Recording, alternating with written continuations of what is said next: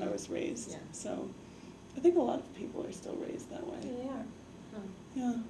Okay, we have time for 2 more questions. Do you have one, and do you have a question? I don't know, but all the questions I've had to ask, you've answered them all, and you've been very Okay. detailed, and Yeah. it just sums it. Well, I hope I gave you some good advice, and Mhm. I hope that you guys do well. Really enjoy your life, because you're only young ones.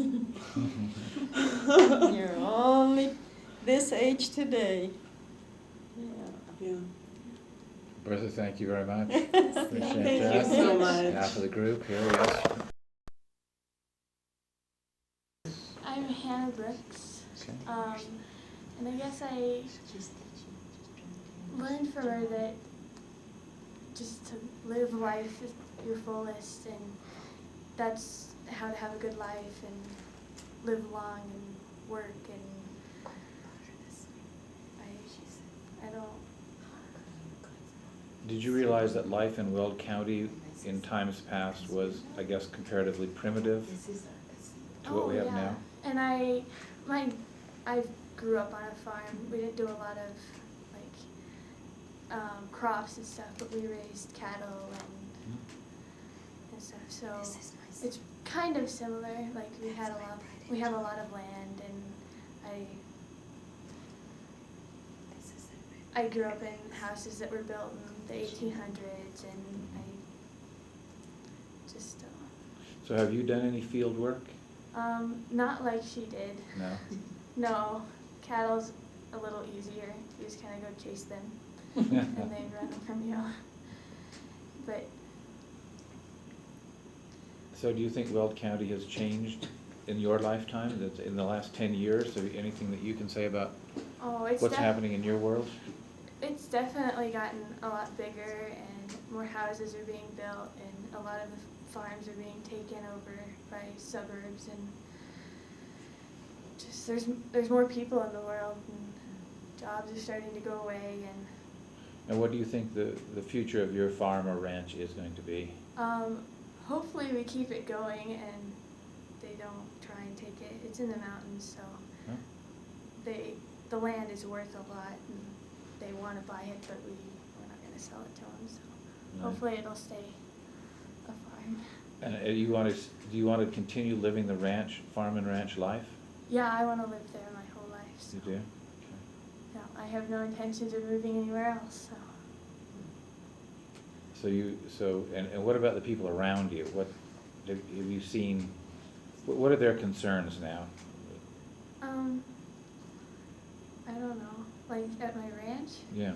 Well, like half of, like across the road is a big suburb. I guess it's really spread out, but there's a lot of houses, and they like the prospect of having a lot of open land and having it all there, and not being like right up next to everybody. And our neighbors, they do cattle too, so they come and help us. And So do you think you grew up becoming a self-sufficient person because of where you lived and how you lived? I hope so. Yeah? I mean, I have to go a long ways to get to town, and it probably takes at least half an hour just to get to town driving, so. So you have a lot of understanding about what her life is. Yeah. And the idea that it's Well, hard work. It's hard work for girls. It's not just, Yeah, it's not just guys that do it. right. The girls definitely have their place, and, But you've done lots of physical work just like Bertha did. oh yeah, Yeah, all right. to go out and cut weeds all summer, and all that yucky stuff. Very good. Thank you very much. No problem. Okay. All right, who's next? I guess I'll go. Okay, if you could sit up here, please.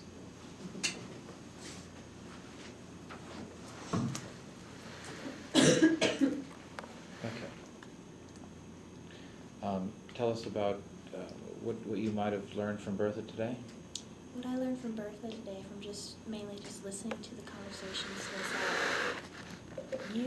that us people today from past generations really shouldn't take advantage of what we have. You know, I have a TV, I have a microwave. They didn't have TV half the time, and they had to find time to milk a cow, go outside to use the bathroom. I can walk down the hall and go to the bathroom. And how, you know, the only thing that I think has declined that was increased in the generations before us was family. Since, you know, TV didn't split us, the internet didn't split families apart, families were kept together more, like celebrations were big. Bertha talked about how her family was very close and how, you know, every night they'd have dinner together, but, you know, the family that I have, I'm close to my family, but we mainly see each other at large celebrations, and so it's not as close-knit as it was once before. So. Sorry, I didn't get did you give your name at the beginning? Oh, Okay. hi, I'm Bailey Anderson. Bailey Anderson, okay. Yes. Very good. So, All right. And what do you know about Weld County? what I know about Weld County is it's very agricultural. My grandparents actually own farmland up here, and that's where I spent most of my childhood. Though I live in Parker, you know, my mom and dad made sure that I experienced both the urban and the rural sides of life, and I found it more fascinating. Like, I didn't exactly do the manual labor as Bertha had to do, but I enjoyed riding in the different combines, and I liked to go out and watch my uncles who, my grandparents had a very large family, 8 children. There were 7 brothers and 2 sisters. Sorry, my mistake, 6 brothers and 2 sisters.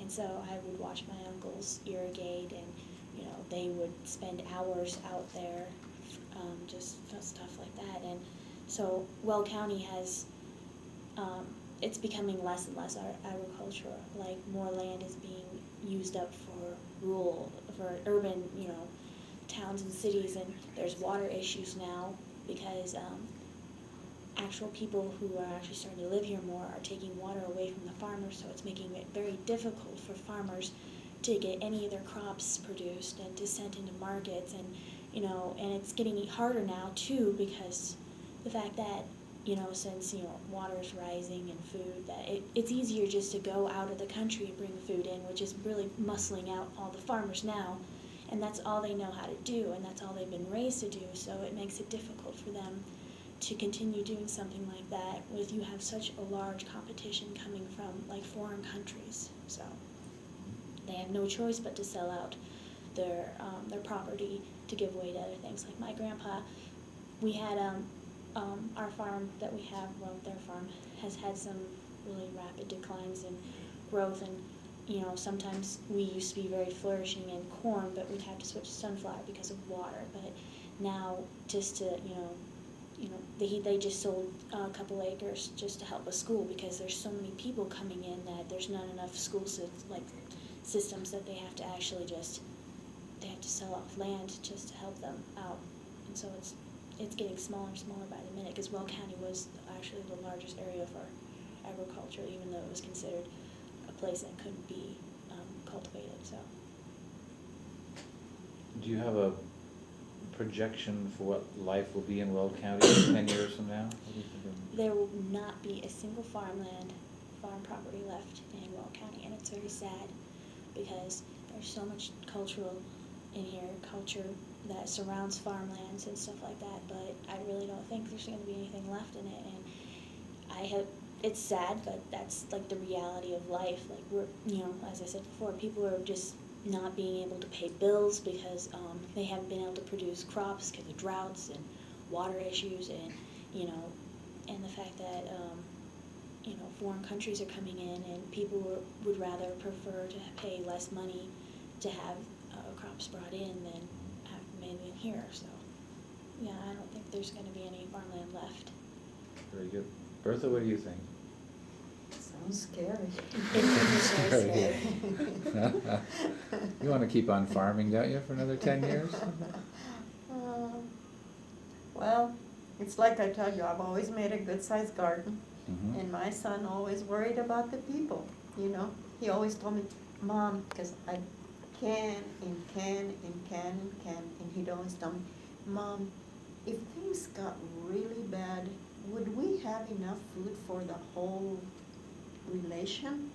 I said, yeah, if they would ration themselves, you know. I don't know, you know. But as I'm getting older now, I have cut back on canning, you know. But when my son was in Oregon, I used to can all his food and take it over. One time he ran out of something, he called, he says, Mom, I don't like this that I bought at the store, you know, it's different. Your corn, beans, peas, chili, he loves green chili. And, you know, but yeah, it's kind of scary, but I can see how, you know, that it is growing. And I can also understand why farming won't exactly be around for very much longer, since, you know, I know that I'm the 6th generation of my family, and I'm that one that actually broke the poverty line because I actually have a nice house, I'm going to college, and so I know that I have a better field, and so I don't know exactly how to put this, but how do I put it? Farming is going to become obsolete because children are seeing different views of the world, and I mean, in cultures that, yeah, you have to follow farming as part of your tradition of your house, but since, you know, culture is changing and we are all changing as Americans, and, well, not just Americans, but in general, but everybody, that they don't exactly want to do what they're set out to do. Their interests are all over the place, and there's not going to be hardly anybody who really, really wants to stay focused on farming. I mean, there will be people who will stay focused on farming, but most people are going to say, well, I really, really want to be like a veterinarian, and, you know, I don't have time in my life to farm things, and that's several of the reasons why that farming is becoming obsolete, which I hope it doesn't. I mean, I love to be on a farm. There's just something about it, but it's probably going to end up that way. Yeah, Bailey, thank you very much. All right, next. All right. I'm Jane Morris. Okay. And what did I learn? Well, I have never lived in the United States before I came to college, but I'm an American, and my grandparents were farmers out here who came out from out east and tried to make a life for themselves farming. And I remember my grandparents talking about it and talking about how hard it was and how it didn't work out because they had the Depression and all their crops were completely destroyed, and so they had to go on to something else like school teaching. I know my grandfather became a school teacher, and that's where the farming ended in my family, was with the Depression. But they moved out here to southern Colorado, and they tried to get a go at it. But, you know, I was pretty young when they were around, and I remember them talking about it, but I haven't really been able to talk to a person who has been a farmer, who grew up, who has been generations, you know, here in Colorado doing the same thing, farming, and having to get up in the morning and having that expectation that is so different from the expectation that I or my parents or, you know, any of us had. And so it was really interesting getting to talk to someone who just came from a completely different occupational, you know, history, family history background from me. And it gives me kind of a new perspective on, you know, being out here and being an American back in the times when it was hard. But at the same time, having fun, even though it was hard. That it didn't really matter, you were still a kid, and you still had fun, even though you had to work really, really hard. And that gives a different perspective on what you should be doing in life, especially when you're young. You can still fulfill your obligations to your families, but you can still be a kid. And I had never gotten that before, so it was really interesting to hear. Bertha talks about the work ethic. She describes how not only just for survival, but it was a community sense that everybody participated, everybody did their part. What do you think of the work ethic for people your age, your contemporaries? The work ethic. I personally think that we are pretty lazy. I do. Yeah. I do. I think back on it, and most of my friends don't have a job. They're in college and they don't have a job. Their parents are putting them through college. My parents are putting me through college. And I think we have a sense of work ethic in the sense that, we are going to college, so that is a sort of work, it's a sort of occupation, but at the same time, we don't know the meaning of a good, hard day's work. We don't know the meaning of what it is to, really have a hard work ethic, just because, at least in my generation, it seems like most things are given to us. Our parents provide most things. And I know I lived in Africa for a long time, and you see those kids, you go to a third world country or a second world country, you see kids out there who have a completely different perspective on life than I do. And you realize just how lazy you are and how good you have it. And I think the work ethic has changed. I do think that we're a little more lazy, but I think at the same time, times have changed. And so you also have to take a look at, well, kids our age, we don't really have to necessarily have a job. Our work ethic, I'm sure, would be just fine if we had the same conditions as back then. But since we don't, it is definitely viewed differently these days than it was back then. And it's always interesting to hear about people's work ethic back then, because I can't even imagine having to get up really early to go work in a field. I used to see it a lot, and I would ask my parents about it, because there would be kids who were 9 or 10 out there working with their parents and with their uncles and their aunts, and I'd always ask about it, and my dad would be like, well, they're out there doing their job, helping their family. But I never really understood why. I always assumed that, well, they're my age, so we should be playing with Barbie dolls and having a great time. But it's completely different. And so I think our work ethic has definitely decreased quite a bit. But it also comes with times, technological age, and you have to take that into account at the same time. Somehow we all put in just as many hours, I'm sure, as you did. And maybe the one big contrast is that when you finished your day of work, when you left the field, you left the work behind. You just walked, you were away from that, whereas I think now your life is 24 hours, right? Yeah. There's always something There's always something that could be done. Could be done, right. Work Right. work never really ends. Never ends. If I sit around and I don't do anything, I'm like, wow, I should really be doing homework, or I should be doing something. Right.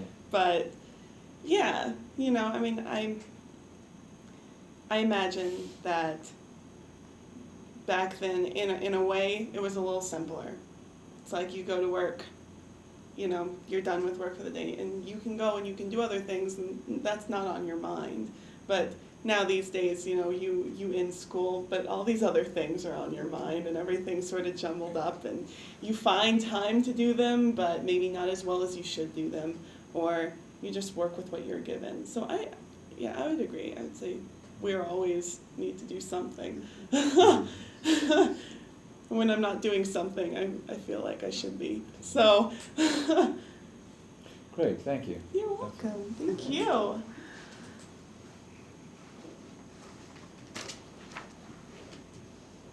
I'm Ann Biedenstein, and Sorry, say that again? I'm Ann Biedenstein. And one thing I really noticed after talking to Bertha was the difference in the family structure. Because when I was little, I remember being really, really close. We lived right next to my grandparents, and I spent a lot of time with them. And after a little while, we moved out here, and that totally changed. And I can see I can see how that closeness is really being missed by future generations because, like, I know a lot of my friends, they hardly ever talk to their extended family or anything like that, and I actually find it pretty sad, actually.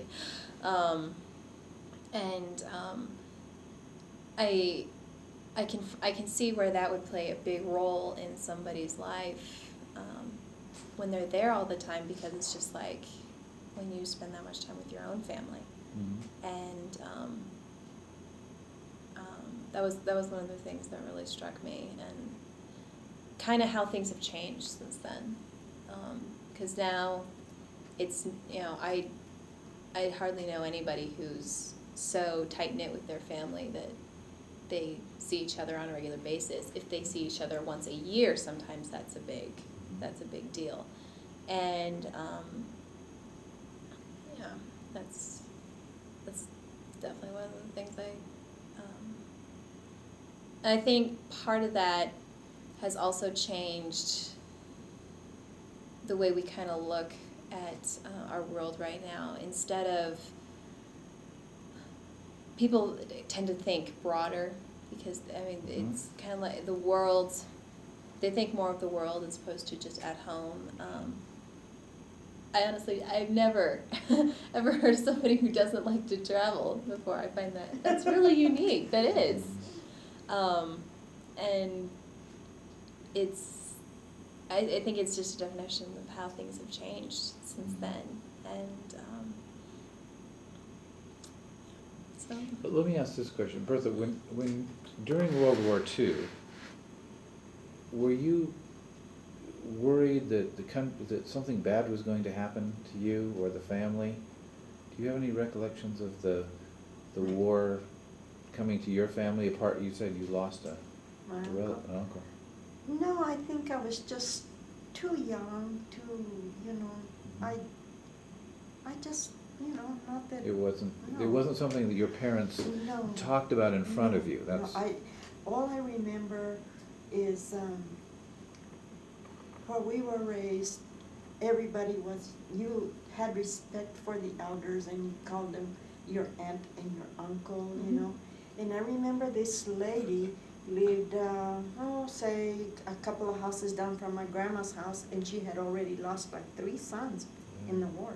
Mm-hmm. And I remember that lady, as soon as it started getting in the evening, that lady would cry. You could hear her crying out loud all the time. Mm-hmm. And it was just because she had had such a loss. Yeah.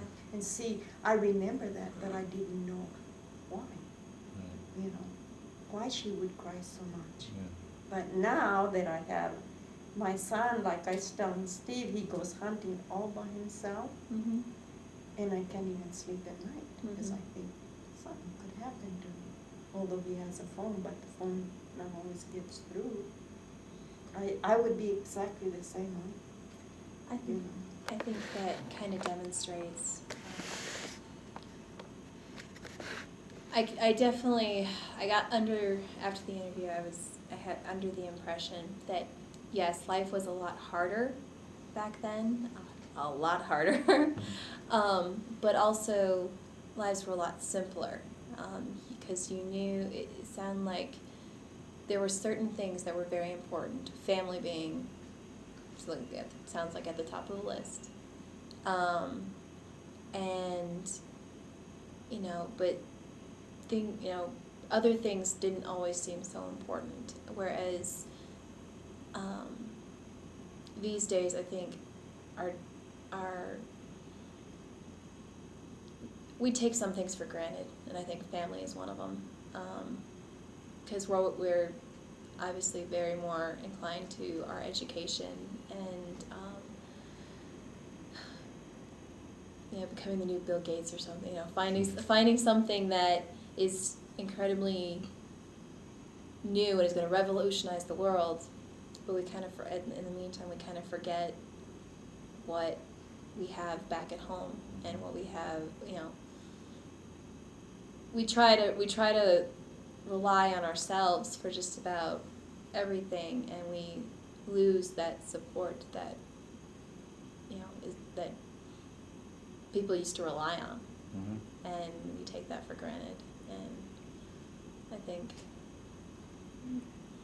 it's just going to bite us in the end. I do. I mean, family. Well, there is nostalgia, I mean, from your generation, and you hear Bertha talk about what it was like. You gain that there was a tight family support structure. Yeah. Yeah. And probably the idea is that you don't just, that's not a day-to-day experience or emotional experience for any of you. No. Right? And now with the global communications and awareness, as was pointed out yesterday, when you relied only on newspapers for information, that information might be a day or a week or a month old. Yeah. Okay? And it wasn't in your face all the time. No. Now, you turn on your computer, you boot it up, there's the news, Mm-hmm. instantaneously. And that's something, just another thing to think about. So, we're all sort of, envious of you, Bertha, in that sense. That We are. you weren't called upon on a 24-hour basis to be aware of all these other problems that are out there. Mm-hmm. So there is that true nostalgia for the simpler life. Yeah. The trade-off was that you had to work so hard, and you But didn't it have, didn't hurt. and it didn't hurt, but you didn't miss the things you didn't have. No, we didn't have it. You didn't have it. That was it. We didn't have it. Nobody else had it. Nobody. So you didn't feel hard done by because of that. Good. Thank you very much. Very thoughtful. Okay. Now, why don't you just sit here with Bertha, if you would, please, just next to Bertha. And I would just like to have Bertha ask you a few questions, because you're obviously from, where is it you're? Germany. From Germany, Germany. okay, all right. So it would be easier perhaps for her just to have a little conversation with you. And Bertha, if you'd like to ask her a bit about her, so that we can kind of turn the tables here for a moment. But, no, you do a better job because, I think you do a good job. You wanna know Oh, that's what fine. you. You're from where in Germany? I lived in Karlsruhe, and I live. Sorry, your name again, since- you have to give me your name yeah, for the my tape. name is Clara Regneri. Okay. You said Clara Regneri, I think. And